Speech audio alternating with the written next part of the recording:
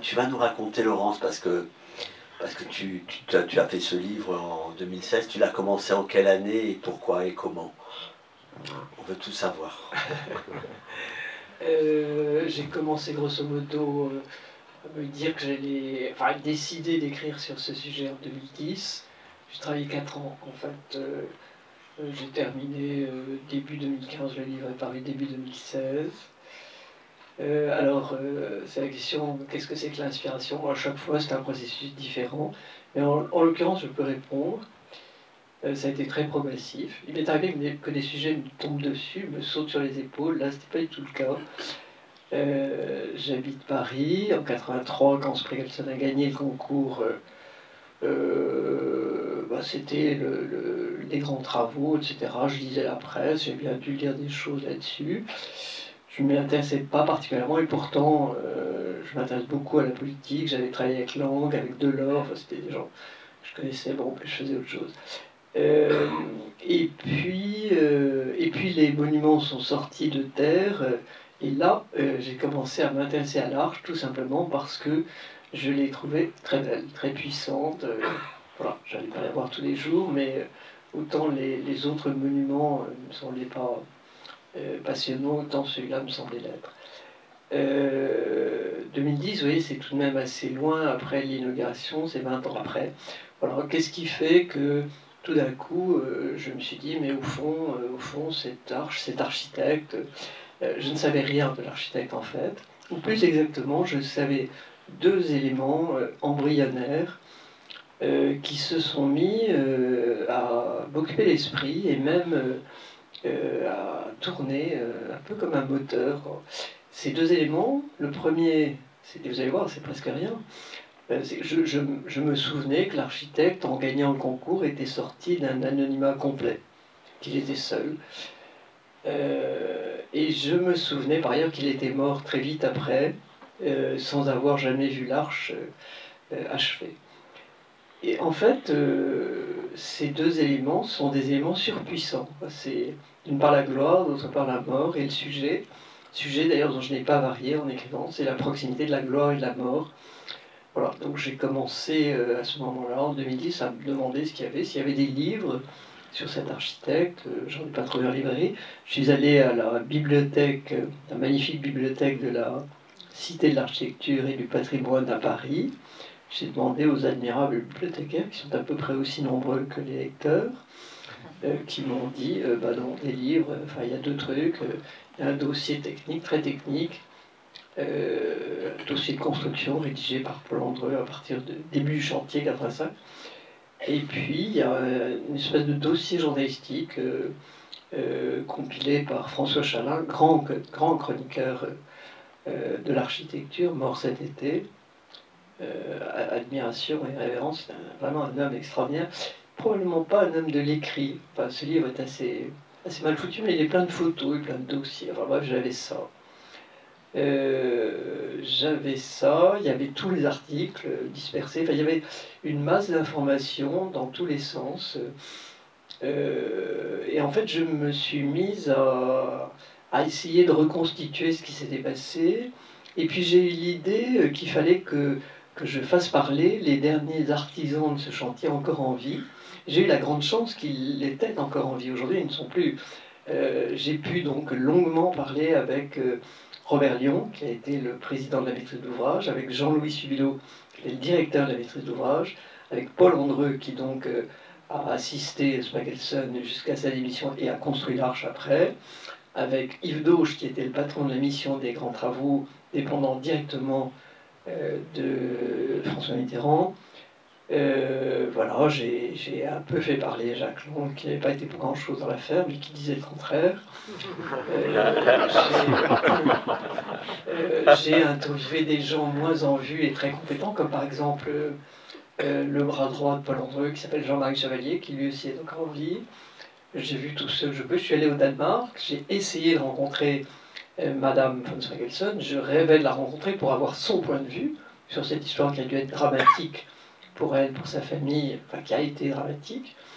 Et puis surtout, je rêvais de lire un document dont on m'avait parlé, Spreckelsen, semble-t-il, tenait un journal qu'il illustrait. Or, c'était un magnifique dessinateur. C'était pas un grand technicien de l'architecture, c'était un grand artiste de l'architecture. Et j'aurais rêvé de lire ce journal, de le regarder, peut-être de le reproduire. Enfin, voilà, elle m'a opposé une porte fermée, elle m'a mené en bateau. Bon, j'en ai tiré une page dans le livre. Elle a d'ailleurs été terrible avec la productrice du film et le cinéaste. Elle a interdit de reproduire toute image de l'Arche, je vous disais ça au début, terrible. Elle a intenté un procès juste avant la projection à Cannes, en référé. Ah ouais, non, elle a coûté cher en avocat. C'est pas fini, d'ailleurs, elle a dit que. Enfin, ils ont dit, parce qu'il y a 4 enfants adultes. C'est une histoire un peu dure. Je pense en fait que cette femme, qui est maintenant nonagénaire, est la France, hein, du verbe haïr. Elle doit rendre les Français responsables de la mort de son mari, ou en tout cas de la descente aux enfers qu'il a vécue. Voilà. Le film, à cet égard, est assez balancé. On voit que les torts sont partagés, c'est le moins qu'on puisse dire. Et moi, réfléchissant à tout ça, je me disais, c'est vraiment le tragique à l'état pur, parce que c'est une histoire où le mal est à l'œuvre, mais il n'y a pas de malfaiteur, il n'y a pas de méchant dans l'histoire. Tous les Français, alors évidemment, le personnage qui s'appelle ici Subilon incarne ou représente les 15 hauts fonctionnaires auxquels Spreckelsen a eu affaire.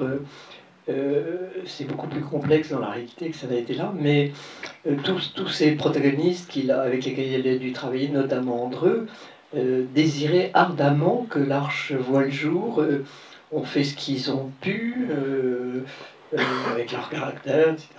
Bon, il y avait un fantôme à l'œuvre, le mal à l'œuvre, les malentendus, les conflits, les différences culturelles insurmontables, les coups de désespoir, la solitude de l'architecte.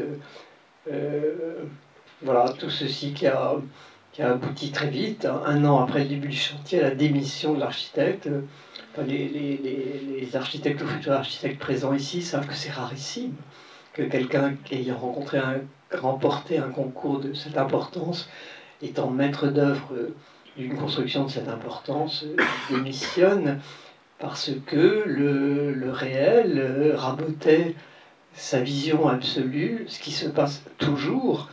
Voilà, c'est ce qui s'est passé. Cet homme n'était pas taillé pour la fonction qu'il avait à exercer, pas du tout. Il a été pris dans un étau psychique effroyable, quoi. Il avait à faire fonction de maître d'œuvre, il n'était pas capable de le faire. Et au lieu de faire confiance en ceux qui se proposaient de le faire à sa place, barder des préjugés contre tous les Scandinaves et beaucoup d'autres contre les Latins et les Français en particulier, il était persuadé qu'on allait le voler, le piller, dénaturer son projet. Il en était persuadé en arrivant, d'ailleurs, en France. Et le pire, c'est que c'est ce qui s'est passé. C'est une histoire terrible. C'est vraiment... Il n'y a pas de malfaiteur, quoi. Même Juppé, qui a été très dur. Ben, Juppé faisait son boulot, comme vous l'avez dit. Maintenant, vous essayez de rétablir l'équilibre du budget du pays. On sait que ce n'est pas tout à fait sans importance. Le budget, voilà, Juppé essaie de le faire, il dit on privatise. Ben, voilà, c'est une histoire très dure. C'est une histoire qui a été beaucoup médiatisée à l'époque. Pas du tout. Non, mais justement, c'est pour ça que je te pose la question. Non, ce qui a été médiatisé. Elle a pas été. Non, ce qui a été beaucoup médiatisé, c'est la révélation du nom de lauréat, parce que c'était la stupéfaction générale. On était en 83, les architectes du monde entier, et notamment les 424 qui avaient été admis à concourir sur 850 candidats, qui étaient tous des agences ou des bureaux d'études, sauf M. von Spreckelsen. Toute cette communauté d'architectes en renom, etc., enviait considérablement la France d'être le lieu de ce train de travaux princiers qui déjà à l'époque était quelque chose de rarissime. Donc les projecteurs étaient braqués sur la France, le concours de la Tête Défense a été impeccable, jury parfait, anonymat complet, et puis quand arrive la révélation, ça a été ce qui est décrit dans la première scène, une stupéfaction générale, tout le monde était curieux de savoir qui était cet inconnu. Et donc là, à ce moment-là, il a été très fêté, ça a été médiatisé. Ensuite, de tous les moments très difficiles qu'il a traversés, aucun n'a été médiatisé. C'était des affaires internes, la maîtrise d'ouvrage. Personne n'avait envie, d'ailleurs en France, d'en faire la publicité. Et encore moins de sa démission. Ça passe très vite, tout ça. Vous voyez, il gagne le concours en mai 83. Dès les mois qui suivent, les études, ça commence à se passer mal. Il commence à découvrir que son projet est très difficilement compatible avec les exigences financières, les exigences techniques, les exigences juridiques, les considérations politiques, etc. Bon, il y a des gens plus accommodants qui auraient été plus souples. Il est très raide. C'est très bien décrit dans le film. L'essentiel, c'est ça, quoi. C'est un homme pas taillé pour une fonction extrêmement lourde qui s'y casse les ailes, quoi. C'est un homme. Il était surnommé par les Français, comme il disait, avec pas mal de morgue d'ailleurs. L'équipe de fonctionnaires français qui était ses protagonistes, il était surnommé l'Albatros. Ses ailes de géant l'empêchent de marcher. C'est tout à fait ça. Donc il se brûle les ailes et il s'effondre. Le dernier mot de mon livre, je crois, c'est Icare. Ce qui est terrible, c'est qu'au moment de l'inauguration, c'est-à-dire en 1989, c'était quel mois enfin, juillet, 14 juillet, 18 juillet. Oui, c'était 18 juillet. Parce que, oui, juste après. Oui, il se trouve que personne n'en a vraiment parlé, même le jour de l'inauguration. C'est affreux. Tu vois, c'est ça qui est quand même absolument terrible. C'est affreux. J'ai rencontré dimanche, à une autre avant-première, un homme qui m'a dit, moi je travaillais dans l'Arche, à la construction, en 87, 88, je n'ai jamais entendu prononcer le mot de Spreckelsen. Alors, il y a des explications à ça. Hein. Quand il démissionne, dans le film, on voit François Mitterrand lui demander la discrétion. Je ne sais pas qui la lui a demandé, mais enfin, il a eu l'élégance, Spreckelsen, de ne pas en faire état. Les Français ne s'en sont pas vantés. Les Français, je reprends son expression à lui, donc personne n'en parle. Et puis, il y a une fuite au Danemark, une fuite un peu perverse, c'est-à-dire de Retzel, qui avait été l'ingénieur associé au dossier de concours. Retzel, pas très content, probablement un peu vexé de ne pas avoir été reconnu autant qu'il aurait voulu. Retzel dit, vous savez, l'arche va se construire, mais elle est construite par un certain Paul Rondreux, etc. Donc on apprend en France, à la fin de l'année 86, que la démission a eu lieu plusieurs mois plus tôt, et bon, ça n'intéresse plus les journalistes ni personne. Et c'est terrible, hein, le jour de l'inauguration... J'ai travaillé, moi. Oui. J'y étais à ce moment-là, oui. Puisque il y avait une exposition, on en parlait tout à l'heure, qui s'appelait La Traversée de Paris. Oui, et je faisais la projection. Je projetais des films sur des décors de cinéma. Il y avait une expo sur la Commune, tu te souviens, au sous-sol, qui était assez impressionnante. Et c'est vrai que moi, personne n'en a parlé de ça. Tu vois, enfin, bon, il y avait toute une équipe, c'était organisé par la Grande Halle de la Villette, cette exposition à l'époque. Et c'est vrai que personne n'en parlait, quoi. On mettait pas un nom, on parlait d'Andreux, en effet, comme de cet architecte qui a repris le projet après. Tout le monde a été frustré dans l'affaire. Le pire, c'est le traitement qu'on a fait subir au moment de l'inauguration à la famille de Spreckelsen. On avait invité Madame von Spreckelsen, les 4 enfants, qui devaient être de jeunes adultes à l'époque. Ils sont avec un petit film dont je parle beaucoup dans mon livre, qui est le seul petit film où on voit Spreckelsen vivant. Petit film assez mauvais en soi, mais enfin, 3 quarts d'heure, on le voit parler, s'expliquer. C'est le seul. Ils sont arrivés avec ce film qui avait été tourné par un ami de la famille, Dan Tchernia, conseiller culturel à l'époque à l'ambassade de Danemark à Paris.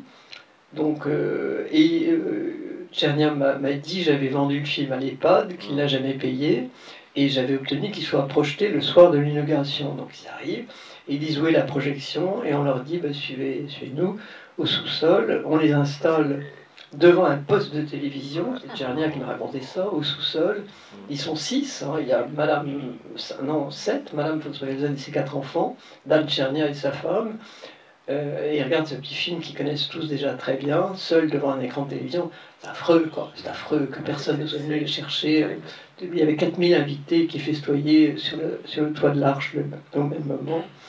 Tout ça est très très ingrat, quoi. Et puis ensuite, il n'existe nulle part en France une rue Spreckelsen, même pas une ruelle, même pas une impasse, rien. Je le dis et je le redis chaque fois que j'en ai l'occasion. Qu'est-ce qui se passe, quoi. Spreckelsen est un grand artiste.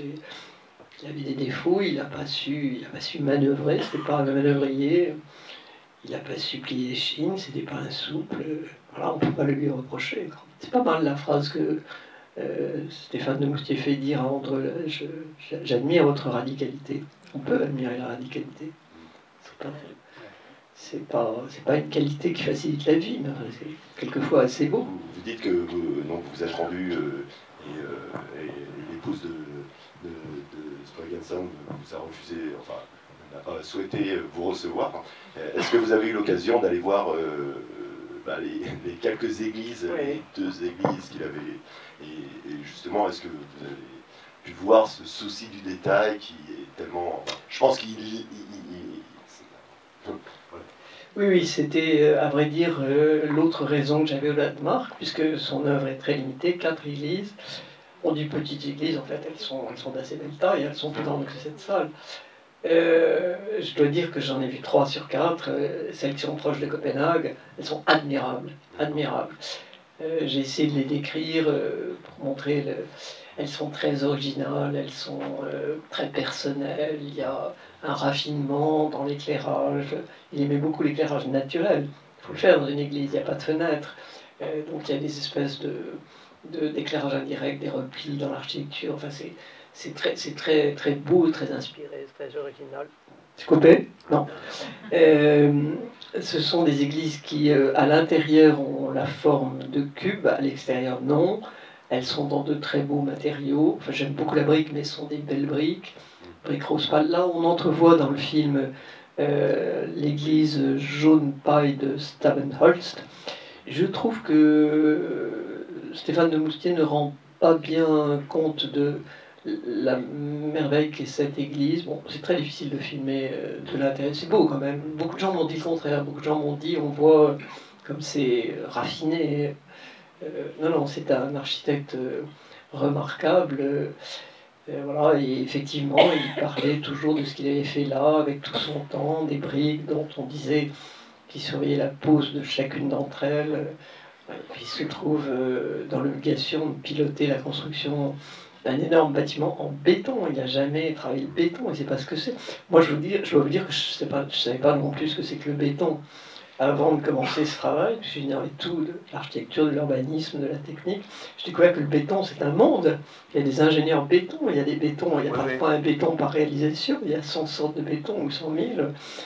Voilà, pour l'Arche, on a inventé un béton à prise lente, liquide, qui puisse être envoyé du sol à 100 mètres de haut pour être coulé dans des trucs. Je crois que c'est une performance technique. Hein. Oui, vous dites que Bouygues a imposé beaucoup de choses, mais moi, on m'a dit que la maison Bouygues et Francis Bouygues en particulier s'étaient passionnés pour l'Arche. Ah mais tout à fait. Voilà. Quand je disais ils ont imposé, mais enfin comme vous l'avez rappelé, en fait il n'y a pas de mauvais... Non, il n'y a pas de méchant dans l'histoire. Mais non. Chacun impose un peu ses contraintes. Et, ouais. Voilà, et en effet c'est une prouesse technique, tout à fait. Oui. Il y avait Bouygues et 50 entreprises, il y a eu plus de 1000 ouvriers, pas ensemble, mais sur la Jarrière, il y avait 100 polytechniciens, enfin c'était une grosse affaire. Un chantier énorme, quoi. Un chantier monumental. Donc, votre question, j'essaie d'y revenir. Non, c'était juste pour savoir si vous aviez eu l'occasion, Ah oui, j'ai vu les églises. Voilà, oui, j'ai vu les églises. Et alors, non seulement j'ai vu les églises, mais j'ai découvert Copenhague, et j'ai découvert que Copenhague, c'est la Mecque de l'architecture contemporaine. Il y a au Danemark une passion pour l'architecture et des réalisations architecturales mais formidables. Il y a d'ailleurs des tours, des voyages organisés par des architectes pour des fous d'architecture, et vraiment, ça vaut la peine. C'est extraordinaire, extraordinaire. On dit qu'ils ont la passion, que le côté rude du climat, la relative opulence va leur permettre d'attacher beaucoup d'importance à la qualité de la vie, des maisons, du confort. Je ne sais pas si c'est de là que ça vient, mais une crèche à Copenhague, une école à lycée, c'est souvent des réalisations magnifiques, très imaginatives, très gaies. Enfin, regardez ça en ligne ou dans les bouquins spécialisés, c'est vraiment, ça vaut le voyage. Ça vaut le voyage. Donc j'ai été fasciné par ça. Oui, bonjour. Alors donc, à la suite de la lecture de votre livre, j'ai eu l'occasion d'aller dans ce petit pays, le Danemark. Et donc, j'étais dans le sud-ouest du Jutland, je suis allé à Esbjerg, où il y a La quatrième église. la quatrième église. Donc, quand on est arrivé à Esbjerg, j'ai voulu un peu traîner ma famille pour aller voir cette église. Et j'ai demandé, en fait, quand on est à Esbjerg, c'est un petit port. Les gens, il a fallu qu'on demande à plusieurs personnes pour savoir où était l'église. C'est l'église Saint-Nicolas. Et il y a un contraste quand même énorme entre finalement la grande arche et cette toute petite église. C'est dommage effectivement qu'on ne les voit pas dans le film. C'est une église, elle tient largement dans cette pièce. Hein. C'est un petit cube composé de 4 cubes. Et ça fait à peu près 10 mètres sur 10, quoi. Voilà, donc c'est assez étonnant que je me pose la question comment il a pu finalement s'inscrire au concours et être admis au concours, quoi. D'abord faire partie du concours. Voilà. Alors à l'époque, c'était des concours dits ouverts, tout le monde pouvait concourir. Il fallait envoyer un dossier, donc je crois que je le disais tout à l'heure, sur 850 candidats, 424 ont été retenus, les autres ont été éliminés parce que ils ne satisfaisaient pas aux exigences minimales du concours, mais c'est ce qu'on appelait des concours d'esquisses. Donc il fallait faire quelques esquisses, envoyer quelques textes, et quand le jury a délibéré, chaque candidat était représenté par ce qu'on appelle dans le milieu un panet, en fait un panneau, et sur le panneau il y avait une esquisse, quelques lignes de texte, voilà, un dessin. Enfin, donc c'était un concours, presque un concours d'idées, un concours d'esquisse. Et là, Spiegelstein était bon à ce niveau-là. Spiegelstein était un grand dessinateur. On dit que ses dessins, et on peut les voir, ses dessins, on en trouve quelques-uns en ligne, ses dessins sont très évocateurs. Donc il a fait de très belles esquisses de l'arche qui donnaient une assez juste idée de ce que ça pouvait être. Et puis, il a fait quelques textes. Voilà, et donc les membres du jury se sont baladés pendant une semaine dans cette forêt de panais, où il devait y avoir des présentations beaucoup plus techniques, hein, puisque tous les grands architectes de la planète avaient concouru. Voilà, pour répondre à votre première question. Pourquoi il a voulu concourir? Il avait vécu à Paris, il aimait beaucoup Paris. Des concours comme ça, il n'y en a pas tous les jours. Les architectes, comme les écrivains, on les repère à ce qu'ils ont fait, mais ce qu'on ne voit pas, ce qu'on ne sait pas, c'est ce qu'ils auraient voulu faire et qu'ils n'ont pas fait. Tous ces concours auxquels ils ont concouru et auxquels ils n'ont pas été retenus. En général, c'est pour ça que les grandes monographies sur les architectes sont très intéressantes, parce qu'elles présentent quelques-unes des réalisations, et puis aussi tous les dossiers, tous les projets qui n'ont pas abouti. Je pense qu'ils devaient concourir à beaucoup de choses. Voilà, moi, comment dire, oui, je pense qu'il devait souhaiter construire de belles choses. C'était pas un ambitieux, il était professeur d'architecture, même je crois d'histoire de l'architecture aux Beaux-Arts à Copenhague. Mais tout de même, il devait souhaiter construire un peu plus souvent qu'une fois tous les 8 ans. Le rythme là, avec sa maison, qui est une petite maison, même pas une maison d'architecte, construite après la guerre avec des dommages de guerre, avec des allocations, sa maison, et puis une église à peu près tous les 8 ans, c'est pas pour quelqu'un qui rêve de construire, qui aimerait construire, c'est pas beaucoup, donc ça me semble pas très étonnant qu'il ait concouru. C'était un concours formidable, quoi. Une totale liberté. Pour la première fois, on avait supprimé toute limitation de hauteur à cet endroit de Paris, donc grosso modo, vous ferez ce que vous voudrez pour y abriter un SICOM, Centre international de la communication, dont personne ne savait ce que ça pouvait bien être. C'est quand même des conditions assez libres. Donc ça a dû lui plaire, et puis il aimait Paris. Il a eu cette vision. Je trouve que c'est une grande réussite architecturale, mais surtout urbanistique.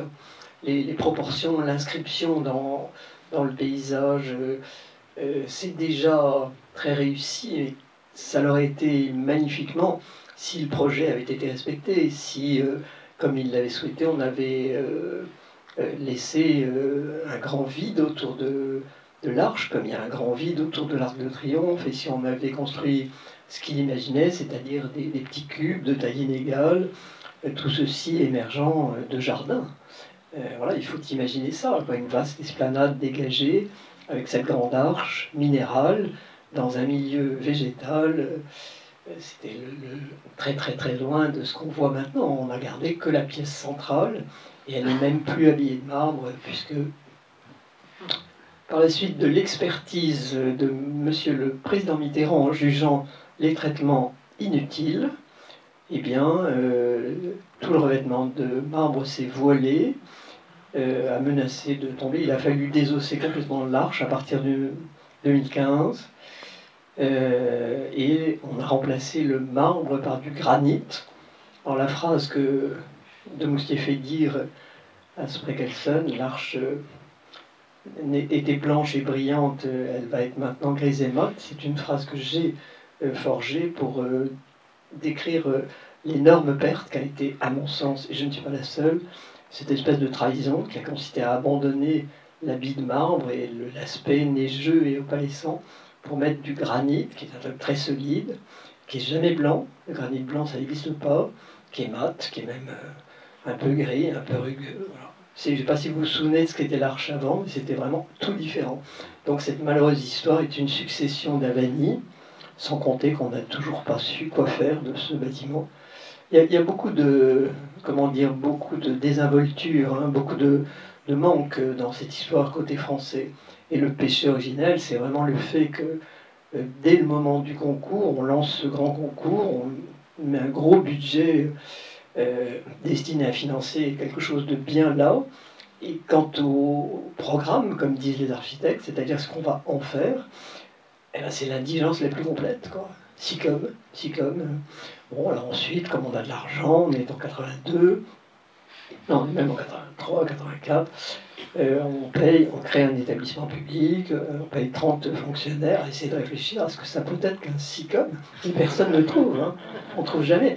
Alors on peut en rigoler, je prends ça, mais c'est dramatique, parce qu'en 86, quand l'opposition vient, elle vient de terminer l'ectoplasme, ça va comme ça, à série, on supprime l'établissement public, on supprime l'engagement de l'État, ce qui s'ensuit est calamiteux, tout ça est assez moche, quoi, assez petit. Et les Danois, c'est insupportable pour eux. Au Danemark, qui est finalement une civilisation extrêmement différente de la nôtre, c'est curieux, hein, c'est un pays si proche, forgé dans le même moule culturo-religieux que nous.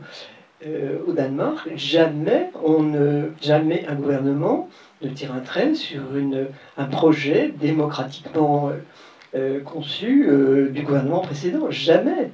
Et pour cause, d'ailleurs, les gouvernements sont tous des gouvernements de coalition. C'est un autre monde. Donc, je me souviens, un jour, j'avais dit, mais enfin, vous, au Danemark, vous avez une reine. On m'avait dit, mais notre reine ne construit pas de monument, elle ne fait rien, notre reine. Elle va à l'opéra à pied au bras de son mari, et tout le monde est content. C'est tout. Enfin, j'avais le projet, moi, d'écrire sur les dernières années de Spreckelsen. Je voulais appeler ce livre « Mort d'un architecte ».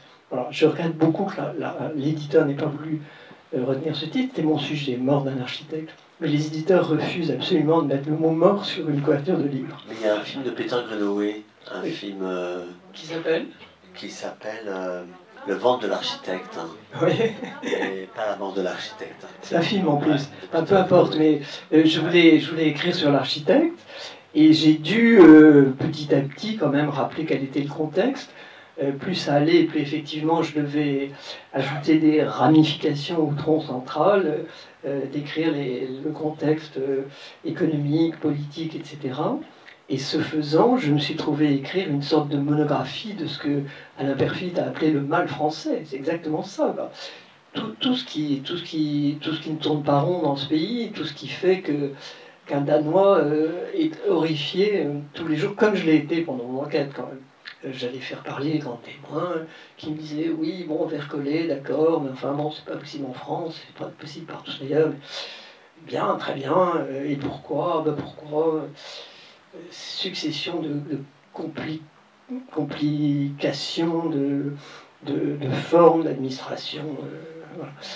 Qu'on voit pas très bien là dans le film, parce que là, évidemment le cinéaste est obligé de simplifier beaucoup. Il a parfaitement rendu le drame de Spragelson, mais Spragelson s'est heurté à une nuée de gens, d'intervenants, une nuée, beaucoup. C'était une très grosse affaire, il était très seul, voilà, il comprenait rien, quoi, il comprenait rien. Et en particulier la cohabitation, il n'a jamais compris.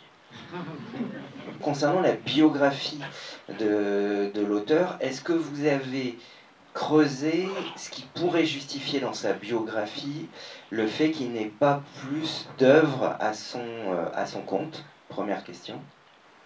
Et deuxième question, concernant le marbre de Carrare, est-ce que vous avez su si finalement un certain nombre de plaques avaient été découpées, est-ce qu'elles ont pu devenir? Alors, première question. D'abord, moi je dis que j'ai écrit un roman, c'est-à-dire que je n'ai pas tout écrit. Si on m'avait demandé un essai sur l'Arche et sa construction et son architecte, j'aurais écrit tout autre chose. Ma relation n'est pas exhaustive. J'ai choisi quelques problématiques, quelques personnages, et ça m'a semblé pouvoir faire un roman. Donc, je n'ai pas beaucoup enquêté sur sa biographie. Je pense que c'est un homme qui était. Qui n'était pas un arriviste, qui n'était pas un ambitieux, qui n'était pas voilà, un carriériste. On m'a dit qu'il vivait, qu'il était très, très épris de sa femme, il y avait 4 enfants qui grandissaient, il était professeur, il devait avoir une vie qui lui plaisait. Bon. Je ne peux pas vous en dire beaucoup plus. Je fais l'hypothèse qu'il a concouru à pas mal d'autres concours, qu'il n'a pas été retenu, qu'il n'a pas fait un fromage. Et là, ce que je veux dire simplement, c'est qu'il se passe dans sa vie quelque chose d'inattendu. Il gagne ce concours extraordinaire, certainement qu'il ne pensait pas le gagner, puisque il ne s'était même pas intéressé à la date de la publicité du nom du lauréat. Il était à la pêche, injoignable. Donc je crois que c'est une forme d'équilibre, de contentement de ce qu'on a, quelque chose comme ça, quoi. Ce qui est sûr, c'est qu'il n'était pas préparé à gagner le concours et de ce fait à se trouver parachuté comme maître d'œuvre. Il n'était pas préparé. Votre autre question, c'était... Ah, les marbres. Alors, le marbre. Alors, j'admire énormément Stéphane de Moustier d'avoir imaginé un scénario à partir de cette histoire si complexe qui court sur des années, dans un état aussi... Enfin, dans une administration aussi tortueuse que la nôtre. En fait, la première fois que j'ai vu le film, c'est la 5e ce soir, la première fois que je l'ai vu, je me suis dit c'est parfait. Il a retrouvé l'extrême tension vécue par l'architecte, c'est rythmé, c'est nerveux, c'est sobre, très bien. Puis maintenant, je vois toutes les différences qu'il y a entre ce qui s'est passé, ce dont j'ai été informé, ce que j'ai découvert, que j'ai essayé de relater le plus fidèlement possible, et ce qui est mis en scène ici. Et je comprends bien pourquoi un cinéaste n'a pas le choix, c'est assez fascinant. Il doit non pas du tout résumer l'affaire, mais la condenser, quoi. Imaginer des scènes qui portent en elles, très rapidement, avec les moyens très particuliers du cinéma, qui portent en elles tout l'enjeu. Alors, je pourrais vous dire pour chacune des scènes, ça s'est pas passé comme ça. Mais c'est très bien que ça soit relaté comme ça, c'est très juste, quoi. C'est pas parce que c'est pas exact que c'est pas juste. L'inverse aurait été dramatique, que ce fût exact et pas juste. C'est possible aussi. Donc moi j'admire beaucoup ce film, j'admire ce scénariste et réalisateur d'avoir réussi à transposer pour le cinéma une affaire extrêmement complexe et à la rendre relativement simple. Quand on voit l'essentiel qui est le drame intime vécu par cet homme pris dans un piège psychique terrible. Alors le marbre, vous me demandez grosso modo comment ça s'est passé en réalité. En réalité, Spragelson, qui connaissait rien, qui voulait rien connaître aux procédures d'appel d'offres, Spragelson part un jour à Carrare pour choisir le marbre. Bon, il tombe sur un carrier, on dit que le carrier le fait boire, toujours dit qu'il fait affaire avec le carrier, là vous avez vu, il s'en fout trop 4 hectares quand même. Ça avait le coup de sacrifier quelques litres de rosée. Il revient avec un morceau. Alors il y a cette scène célèbre à l'Élysée, il arrive avec son morceau de marbre. Et grosso modo, Mitterrand dit le marbre est formidable, et Spregelsen dit ben voilà, c'est le marbre que le président et moi nous avons choisi. Alors à la maîtrise d'ouvrage, on lui dit oui, mais enfin, il est 60% plus cher que les autres, et puis c'est pas comme ça que ça se passe. Il y a un appel d'offres, alors il dit qu'est-ce que c'est que ça, ça veut dire c'est l'architecte qui choisit les matériaux, on lui dit bah non. Bon, alors jamais en fait son marbre n'est retenu. La procédure, elle est que on lui présente des marbres, alors on lui présente des plaques de marbre qui viennent de Carrare, qui sont aussi conformes que possible à ce qu'il a souhaité, un type de veinage, un type de blanc. Ça se passe plusieurs fois. À l'époque, il fallait que l'architecte donne son accord pour 16 plaques. Voilà, donc plusieurs fois, il voit une plaque, 2 plaques, 3 plaques, et il dit non, terminé. Ou bien 4 plaques, 5 plaques, et il dit terminé. Bon. Il y a évidemment Bouygues passe par un intermédiaire qui fait venir les plaques, et puis le temps passe, il faut construire cette arche terriblement vite. Enfin, il y a 4 ans pour la construire, tous les spécialistes disent que c'est déraisonnable, et vers 87, 88, il y a urgence, il faut quand même l'extraire ce marbre, il faut les extraire ces 3 hectares, il faut les transporter, il faut les polir, il faut les poser. À un moment, Spregelsen revient du Danemark où il est parti fâché alors que le concours stipulait qu'il devait rester en France, et on lui présente à nouveau un train de plaques. Il valide la première, il valide la deuxième, la troisième, la quatrième. C'est Lyon et Andreu qui m'ont raconté ça chacun de leur côté. Ils retiennent leur souffle, ils valident 15 plaques, et à la 16e, il dit bah non, finalement c'est non, allez c'est non. Et là, il passe outre. Là, Andreu et Lyon disent allez tant pis, on le valide. C'est ce marbre qui sera posé. Tous les experts trouvent que c'est un marbre correct, très bien. Spregelsen fait une énorme scène, il dit c'est épouvantable, jamais je ne pourrais regarder l'arche, et il repart boudé au Danemark. Et c'est vrai que les autres ont l'œil sur la montre et disent maintenant il faut avancer, il faut la construire cette arche. Et est inaugurée le 14 juillet 89, c'est demain, et donc voilà, il y a encore une fois, grande tension, beaucoup d'injures. Lyon m'a dit, tout le monde parlait en anglais, c'était pas la langue de Spregelsen, c'était pas la langue des Français. Spregelsen et Andreu s'engueulaient beaucoup en anglais. J'ai appris beaucoup de noms d'oiseaux en anglais, m'a dit Lyon. Voilà, c'était pas gai, quoi. Ça s'est très très mal passé. Avez-vous contribué a-t-on demandé votre avis par rapport au scénario ou au film, ou vous avez découvert le film brut de décoffrage Alors, il y a 2 questions. Non, j'ai pas découvert le film quand il s'est fait, puisque, en fait, un livre, un texte est propriété conjointe de l'éditeur et de l'auteur. Donc, depuis pas mal d'années, les éditeurs ont découvert qu'ils avaient plus à gagner à transformer un livre en film qu'à vendre 100 000 exemplaires d'un livre. Donc, ils se sont dotés de services d'adaptation pour le cinéma, qui sont des services très compétents, de gens de cinéma travaillant chez l'éditeur, et qui, pour la plupart des livres, essayent de les envoyer à des gens dont ils pensent qu'ils pourraient être intéressés, etc. Si un cinéaste ou un producteur ou un réalisateur sont intéressés par un livre, ils prennent contact et ils disent à la maison d'édition est-ce que les droits sont libres. Si effectivement les droits sont encore libres, ils proposent un projet. Et il faut que le projet soit accepté et par l'éditeur et par l'auteur. Et quand on m'a proposé le projet, il y avait un scénario. Alors c'est pas la première fois que ça m'arrivait. Les fois précédentes, le scénario m'avait semblé indigent, voire ridicule. Enfin, j'ai écarté. Et là, Frédéric Massard, la patronne de ce service, m'envoie un scénario. Je le lis, je l'appelle, je lui dis écoutez, je le trouve très bon, et vous? Et elle me dit moi aussi. Donc le scénario étant très bon, on s'est dit on y va. Et puis on connaissait, moi j'avais vu. C'est juste le moment où est sorti Borgo. J'avais trouvé Borgo formidable, très réussi. Je m'étais dit, c'est un grand directeur d'acteurs. Donc voilà, je rencontre Stéphane de Moustier, on parle beaucoup.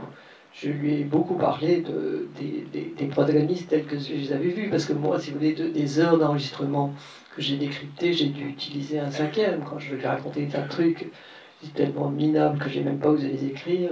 Des formes de dandysme de hauts fonctionnaires français, accablant, enfin, bon.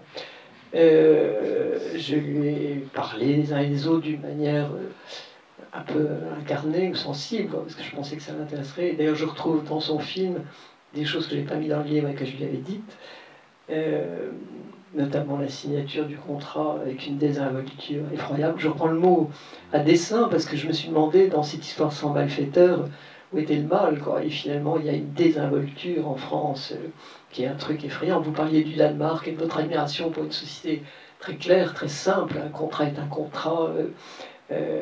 Voilà, donc en France, il y a des choses compliquées, quoi. Moi, j'ai écrit un petit paragraphe là-dessus. Je pense qu'en France, l'obsession de paraître intelligent fait mépriser la vérité, les engagements et un tas de trucs, quoi.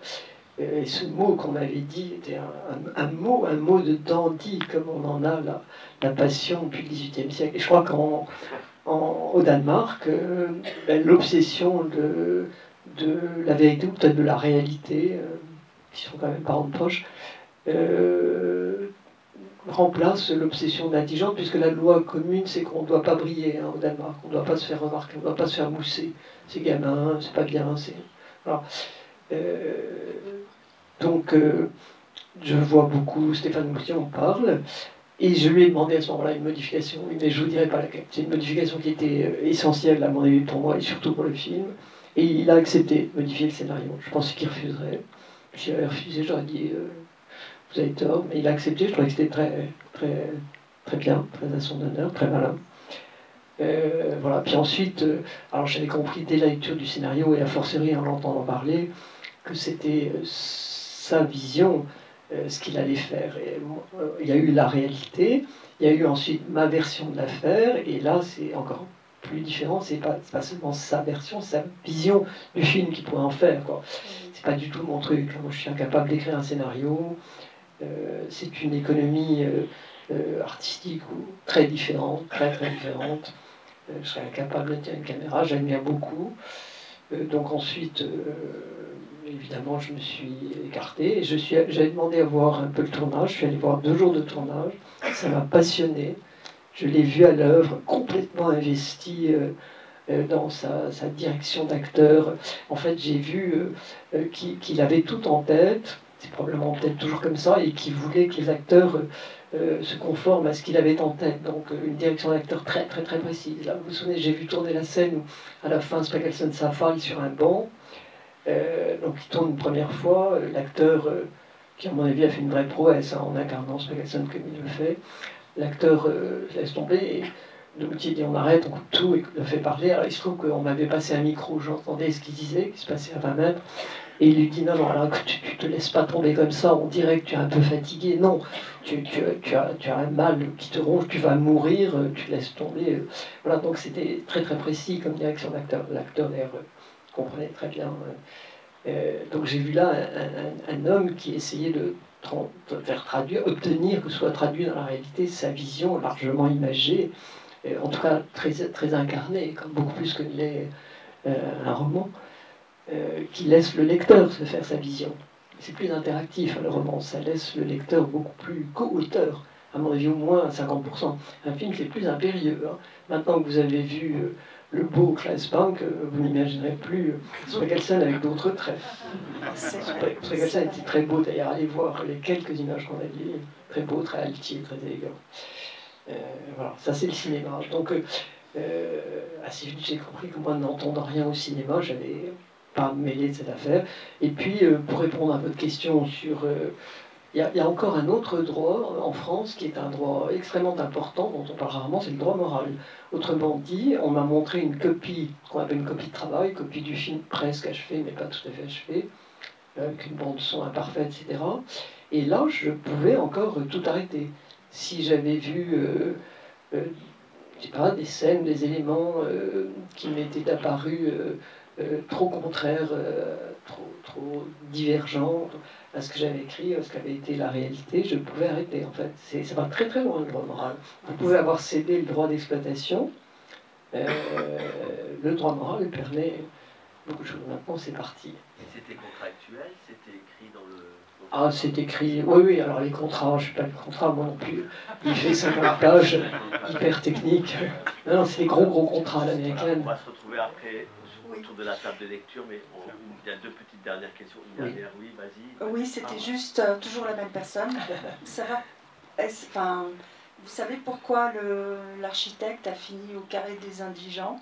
Non, il n'a pas fini au Carré des Indigents. La scène là, elle est largement fictive. Enfin, cette scène-là, c'est moi qui l'ai vécue. Dans mon enquête, je voulais aller voir la tombe de Swagelson. Je suis allé à Holston, la ville où il habite, au cimetière. Cimetière d'ailleurs, en danois, ça se dit Kierkegaard. Là, ceux qui connaissent le Danemark le savent. Et j'ai découvert ce que c'était qu'un cimetière dans ce pays. Alors c'est un immense et magnifique parc, jardin, où il y a une petite partie, je décris tout ça dans mon cas, une petite partie qui ressemble un peu à un cimetière à la française, avec des tombes, notamment la tombe de la famille de Karen Blixen, et puis énormément de ce qui s'appelle jardin de pierre. Alors ce sont, imaginez des grands espaces de gazon, très beaux, vallonnés, avec des arbres partout. Et puis vous avez une petite place à un coin et vous mettez ce que vous voulez à votre place. Vous pouvez mettre une grosse pierre avec votre nom, vous pouvez mettre une grosse pierre avec vos initiales.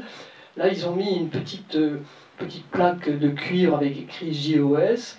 Mais moi, je vais vous dire, alors les cimetières danois, c'est très, très bien fait. Hein. Vous arrivez à l'entrée, vous dites où est la tombe de M. von Swagelson, on vous donne un plan et on vous dit à tel endroit, numéro 77. Très bien. J'étais avec mon époux. On voit 71, 72, 73, marché par 75, 77, il n'y a rien, on voit rien à 77. On cherche, et puis on demande à un jardinier qui passait, et qui nous dit si, c'est là, et qui nous montre, qui nous montre une petite plaque grosse comme un timbre-poste avec le numéro 77. Et en fait, c'est très émouvant. À l'emplacement où est enterré Swagelson, il n'y a rien. C'est quand même plus fort que dans le film, il n'y a rien. Il n'y a pas une plaque, il n'y a rien. Incroyable. Alors après, j'ai questionné là-dessus. Je me suis demandé s'il était vraiment là, s'il était ailleurs. Bon, j'imagine qu'il est là. Mais on m'a dit que c'était assez à la mode à l'époque de se faire enterrer très très pauvrement, un peu comme les cisterciens au Moyen-Âge, je savais qu'ils se faisaient enterrer à même la terre, avec juste un linceul pour revenir à la terre le plus vite possible. Bon, c'est pas tout à fait ça, c'est probablement interdit au Danemark, mais on m'a dit qu'il y avait une tendance très puritaine qui ressemble bien à Swagelson. Hein. On meurt, on ne laisse aucune trace, même pas des initiales sur sa tombe. Voilà.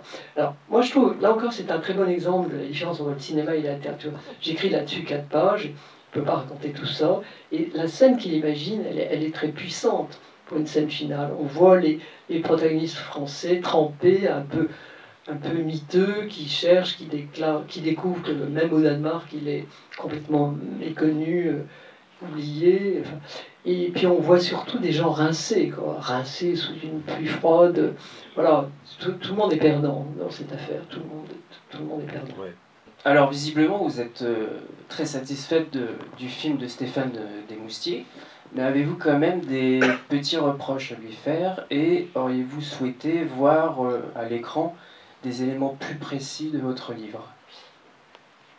Non, je souhaitais rien. Je souhaitais qu'il fasse un film qui soit un bon film. C'est tout ce que je souhaitais, et je trouve que là, il l'a réussi. Si vous voulez, il y a comment dire, dans la réalité, c'est une matière énorme, cette affaire. Si vous suivez, c'est une matière énorme dont j'ai retenu moi-même un centième, vous voyez. C'est une matière, la réalité, confuse, complexe, opaque. Je crois que j'écris, entre autres motifs, pour essayer de ne pas couler dans cette opacité, cette confusion. C'est pour moi une chose très difficile à supporter depuis l'enfance. Donc il y a cette idée de tentative complètement désespérée d'organiser un peu les choses, d'éclairer un petit peu les choses. Bon. Ce faisant, je m'autorise moi-même dans le roman, qui est tout ce qu'on veut, beaucoup de complexité. Ce qui est intéressant dans le roman par rapport à l'essai, c'est que le roman rend compte de la complexité des choses et du détail. Il n'a pas à être exhaustif, il n'a pas à trancher, il n'a pas hiérarchisé, et ça, je trouve ça formidable. Quand, par exemple, de la femme de Sregelson, on me dit, et je mets tout ça dans mon livre, c'était une porte de prison, elle a été odieuse, elle était là, rigide, à tous les rendez-vous, elle n'a jamais rien fait pour faciliter les choses, elle parlait très bien le français, elle était muette, mais elle retrouvait la parole pour aller discuter d'évasion fiscale. Bon. Et puis, Tchernia, amie du couple, me dit, mais pas du tout.